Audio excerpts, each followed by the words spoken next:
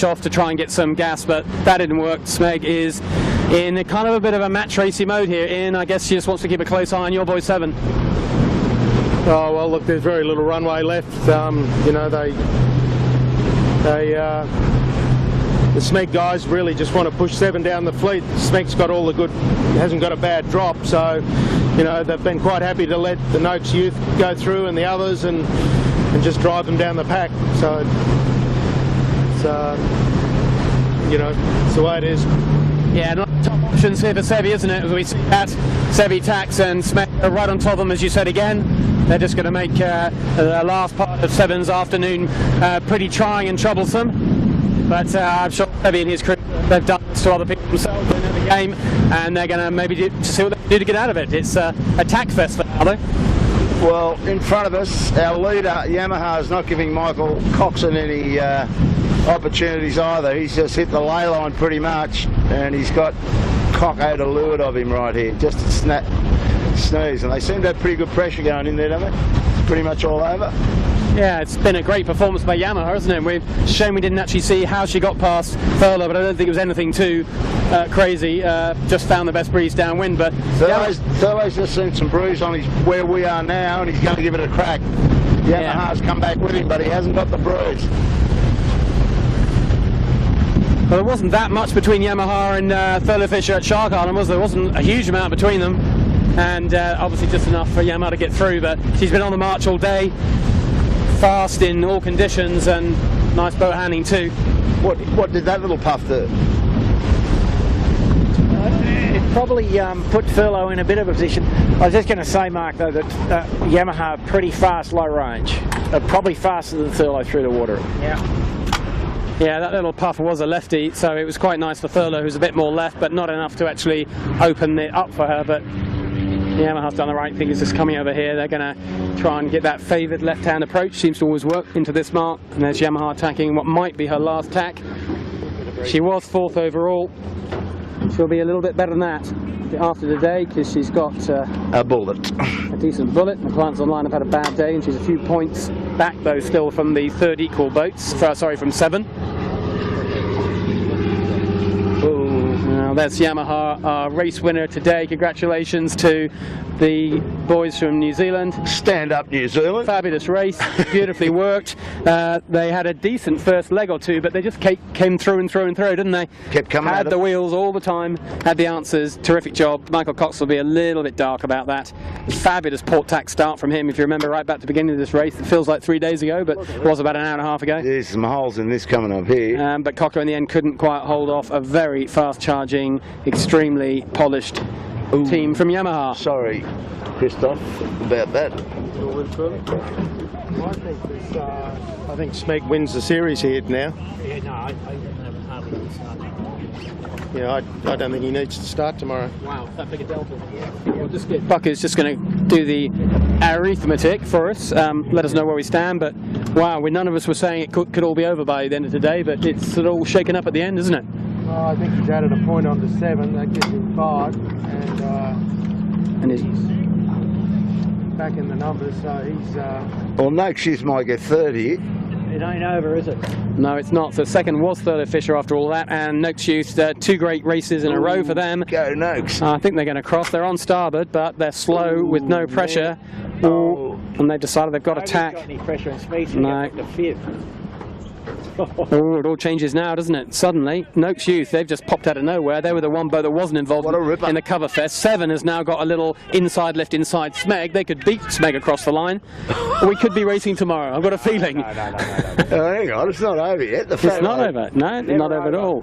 It's never over. So we've got 3rd was Noakes Youth. Well done, the Noakes Youth guy. Great result. Then Aeon goes around in 4th. Smeg goes around in 5th, and 7 is 6th. And a 5 drop, so you don't have to start tomorrow. Well, you've heard it from the race director of the America's Cup. I'm sure you wouldn't get that wrong. Well, you're probably right, but we're going to do a quick check on the arithmetic with Bucko, do the maths. Yeah, they've got 5th, yeah. We need an app on our phone to do this, don't we? There should be. You just need to exercise the grey matter. That's true. Yeah, no, you're right. Maybe they stay the same. Too many apps. We don't use the grey matter enough. Maybe that's the real answer. Yeah, they stay the same. That's enough. 5. Well, I think the Smeg guys are maybe doing the maths themselves. There's not a massive celebration. I think they've done it. You think?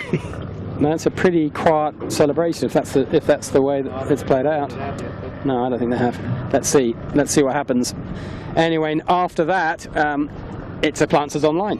And David Witt's just been off the back of this. He would like to have been a part of this interesting battle up the last couple of legs, but he just wasn't in amongst it enough, just off the back of them the whole time. In the end, that decision to stay on starboard off the bottom mark for a bit longer, that leverage we talked about, did not pay off for him. And he couldn't get into the group. Yeah, it wasn't just. Wow. He just caught between rigs, wasn't he? Yeah, but think how close Noakes Youth was to him, and actually came right into this whole race. It was just very small margins. Another 50 metres further forward, or less on starboard tack. Who knows? Might have been a different outcome. So David's still second in the regatta. So just what place does this remind me? He's 3 points ahead of Sevi. So he's still second, yeah? No, Smeg has to start tomorrow. Yeah. Ooh, you beauty. Oh, that's why they weren't jumping up and down. 15 versus 18. Don't worry, big fella, we make plenty of errors on this thing. It's error boat. So, Bucko, what do you reckon? To the best of your provisional, I think that's the phrase we use, the provisional result, unofficial, but our version, what do you reckon? Well, the most points that Smeg can get if they didn't start tomorrow would be 18, and Whitty starts tomorrow with a drop with 15. Smeg's got to get out there and get better than 5th, sort of, and somewhere near Appliances.